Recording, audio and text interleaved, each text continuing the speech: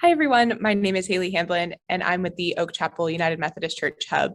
We started in October 2020, and we've been serving almost 600 families a week. Our numbers have really increased in the past few months. Before that, we were serving between 450 and 500, and in the past couple of months, actually, we've gotten up to about 600.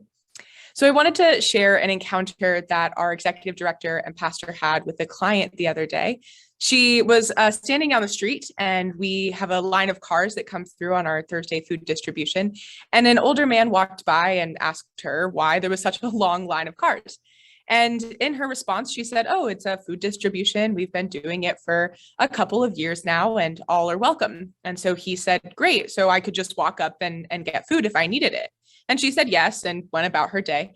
And a few minutes later, the man came back down the hill with a bag of food and stopped her and said that he was so appreciative and grateful for the opportunity to get food, that his family didn't have any food in their house. And he was actually walking to the grocery store to see if he could try to get a generous patron at the store to potentially buy them food for a meal that night. And so he said that the hub running here was able to feed him and his family in a way that was so meaningful to him. We've actually seen him come back a couple of other times. So he's been a pleasure to have. And I want to share one other encounter as well. I have the pleasure of collecting data.